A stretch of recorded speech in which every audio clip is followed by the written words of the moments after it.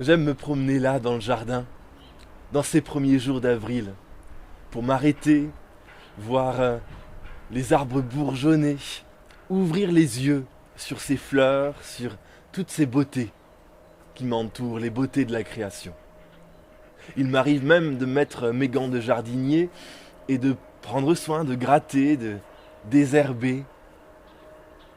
En ce lundi de Pâques, c'est assurément un jour où je trouve le temps pour cela.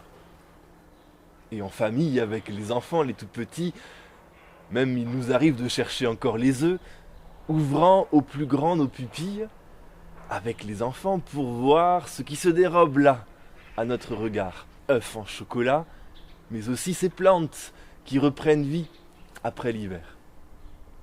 Cette expérience d'ouvrir grand les yeux, de chercher Marie-Madeleine, la vie en quelque sorte, en ces premières heures de l'aube du dimanche de Pâques.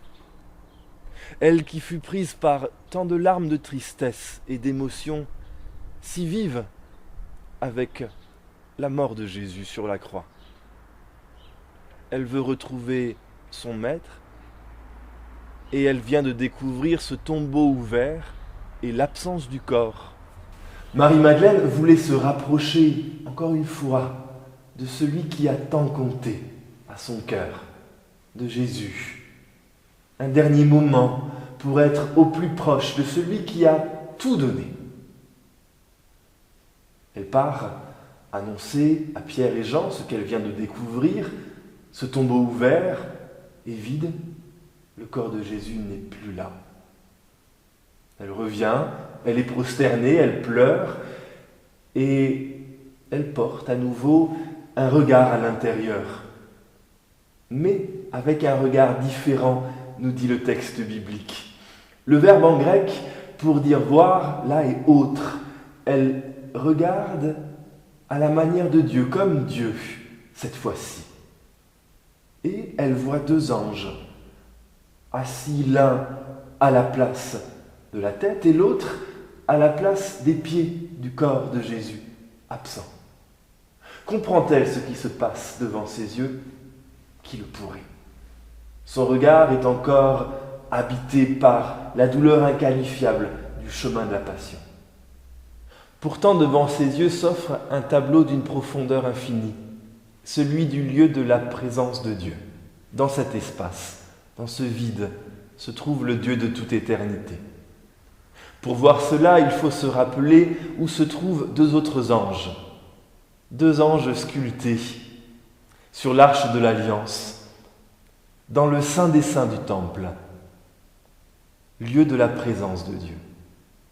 Deux anges là-bas, deux anges ici, qui nous ouvrent à cet espace qui semble vide, un espace habité par Dieu. Mais ce n'est pas encore suffisant pour Marie-Madeleine. Il lui faudra voir au-delà encore. Et toujours avec ce verbe, en cette autre étape du récit, ce verbe voir, mais à la manière de Dieu, avec les yeux de Dieu. Le regard de Marie-Madeleine est si peu clair encore, bien que Jésus, à présent, soit là visible, maintenant, devant elle. Mais elle le prend pour le jardinier. La manière de contempler Dieu dans la foi hébraïque, ce n'est pas contempler la face, mais c'est entendre sa parole. Contempler, voir Dieu, passe ainsi par l'écoute, par la parole. C'est ce qui se dit, se vit là, dans l'Évangile. Quand Jésus parle, alors Marie-Madeleine le reconnut. Avec vous, en ce lundi de Pâques, nous voulons choisir la vie en ouvrant les yeux, avec les yeux de Dieu, et écouter.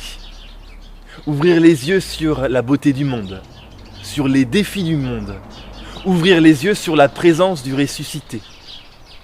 Nous voici entrés dans un beau et long chemin pour regarder comme Dieu regarde et voir dans les creux, dans les lieux vides et délaissés, la présence du Seigneur faisant irruption. Une présence qui change tout, qui change la vie. Ouvre les yeux et écoute. Amen.